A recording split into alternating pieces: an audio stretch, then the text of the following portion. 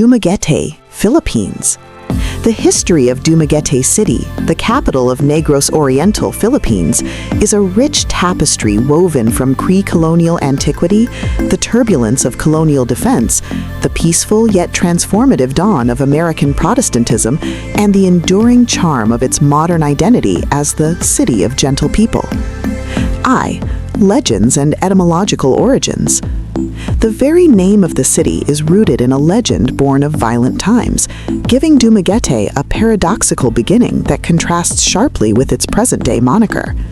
The legend of Dumaguet, to snatch. The most widely accepted, albeit grim, etymology of Dumaguete is derived from the Visayan word dagit, or dumaguit, which means to snatch or to swoop.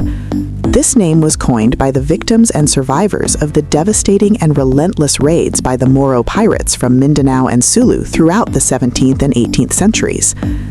The coastal town was geographically vulnerable, and the Moro raiders would frequently snatch the local inhabitants, primarily women and children, to be sold into slavery. The local people, when asked where they were from, would sometimes refer to their town as a place frequently snatched, with the Spanish adapting the pronunciation to what is now Dumaguete, pronounced Dumaguete. The legend of Catalina of Dumaguete. Beyond its etymological genesis, the city holds a profound folktale that explains the miraculous end to one of the most violent pirate raids and established a local guardian spirit. The story centers on a young woman named Catalina, the exceptionally beautiful and quietly devout daughter of a respected local tuba seller named Banog. Catalina was beloved by all the townsfolk, and her purity of spirit was even acknowledged by the reclusive indigenous people of the nearby mountains. During a particularly fierce Moro pirate attack, when the town's small defenses had failed and the inhabitants had been forced to retreat, Catalina climbed to a towering high cliff overlooking the coast, believed to be near what is now the Silliman University campus. As the marauders were rounding up their captives and preparing to sail away, Catalina knelt and prayed with absolute devotion for her people's deliverance. Suddenly, a massive, unseasonal storm swept in from the sea. The winds were described as ferocious, and the waves rose up violently, crashing against the pirate vessels and smashing their ships to pieces. The attackers who survived the sinking were driven away by the surviving emboldened villagers, who saw the storm as divine intervention. When the people returned to the coast, the pirates were gone, but so too was Catalina. They believed that the gods had taken the young woman's pure soul, transforming her into the city's timeless guardian. The people erected a shrine, now the site of the Dumaguete Belfry and Cathedral, on the cliff where she prayed, turning it into a sacred site and a permanent reminder of the power of faith and purity in the face of violent oppression. 2. Pre-colonial and Spanish colonial eras, before 1898. The ancient foundations, pre-1565. Archaeological evidence in the Dumaguete area, particularly in the nearby barangay of Bagacay, indicates human habitation dating back at least 2,400 years ago. The earliest inhabitants were part of the wider Visayan cultural sphere, likely including the dark-skinned Proto-Malays and animist spiritual groups. The coastal location naturally made Dumaguete a nascent center for coastal trade, forming part of what historians call the Dumaguete Trade Area. Prior to Spanish arrival, the community was likely a small barangay, village, engaged in fishing, rudimentary agriculture, and barter trade with neighboring islands, and perhaps with merchants from mainland Asia. The Spanish arrival and establishment, 1565 to 1898. The Spanish officially began the process of Christianizing Negros in the late 16th century. Dumaguete's prominence began in the early 17th century. Parish establishment, 1620.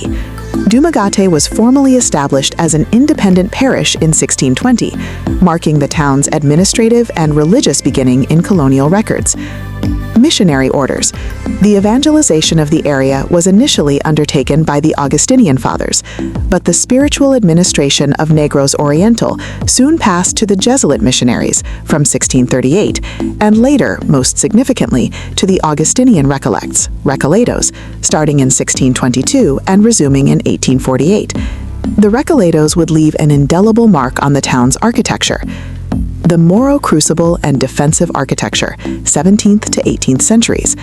The 17th and 18th centuries were defined by the unrelenting Moro raids. Major destructive attacks were recorded in years such as 1722, 1754, and 1785.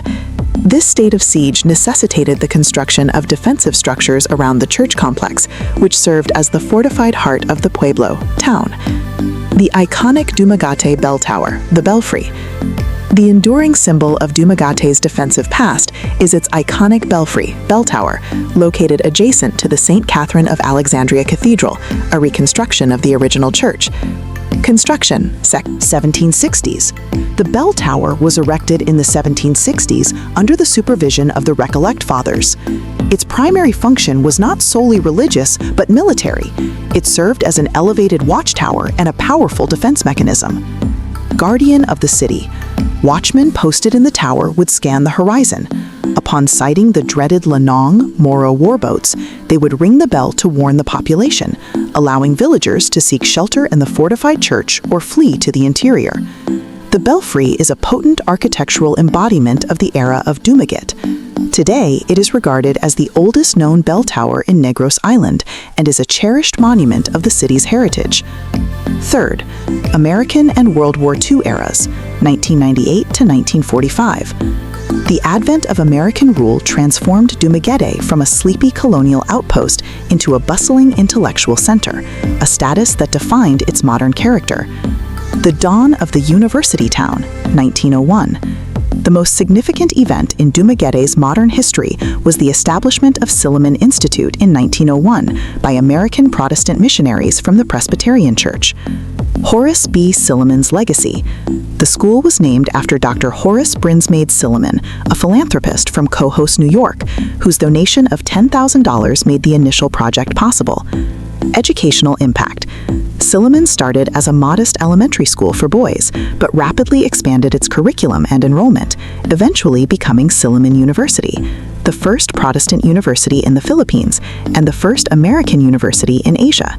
Its presence drew students from across the Visayas, Mindanao, and Luzon, laying the foundation for Dumaguete's enduring identity as a university town, a quiet, cosmopolitan, and highly literate community. World War II and the guerrilla resistance. The peaceful educational atmosphere was shattered with the outbreak of World War II and the arrival of the Japanese Imperial Army. Occupation and retreat. Dumaguete was occupied, and Silliman University's campus became an army garrison. Classes were suspended, and many students, faculty, and local citizens fled to the mountains. Center of guerrilla activity. Despite the occupation, Negros Oriental, with Dumaguete as its capital, became a vital center for the Visayan guerrilla movement. American and Filipino military personnel, along with ordinary citizens, organized resistance units that launched constant attacks against the occupying forces. Wartime Mayor Mariano Perdices. Figures like wartime Mayor Mariano F. Perdices played a complex, often clandestine role, appearing to collaborate with the Japanese while simultaneously providing critical information, supplies, and support to the guerrilla fighters, ensuring the survival of the resistance. The war years were marked by hardship, bombings, and the constant threat of Japanese reprisals, but the community's spirit of resistance remained unbroken. IV, Post-War and Modern History, 1945 to Present. Cityhood and the post-war boom. Following liberation, Dumaguete began its rapid transition into a formal city and modern regional hub. Formal cityhood, 1948. The municipality of Dumaguete was officially converted into a chartered city on July 15, 1948, by virtue of Republic Act No. 327. The law was approved by the First Congress of the Republic of the Philippines, and its effectivity date was set for November 24, 1948. University City. The post-war era solidified Dumaguete's status as a premier educational destination. With Silliman University at its heart, complemented by the establishment of 3 other major universities, Negros Oriental State University, Foundation University, and St. Paul University Dumaguete. The city cemented its nickname as a university city or university town. This influx of students and intellectuals became the driving force of its cosmopolitan culture and local economy. The City of Gentle People. The city's most famous moniker, the City of Gentle People, emerged in the mid to late 20th century, largely as a consequence of its identity as an educational hub. Origin of the nickname. The name is attributed to the inherent hospitality, shy demeanor, and generally peaceful, educated populace, especially the student body. The tranquil, unhurried pace of life, particularly along the picturesque Rizal Boulevard, cemented this reputation, which is often contrasted with the bustling, frantic life of larger Philippine cities. Modern development. Today, Dumaguete remains the primary political, economic, and educational center of Negros Oriental. Its proximity to natural attractions like the marine sanctuary of Apo Island and its geothermal power source in Palanpinan have further supported its stable development, allowing it to maintain the serene atmosphere that earned it its celebrated name, a peaceful conclusion to a history born from the tumult of being a city to be snatched.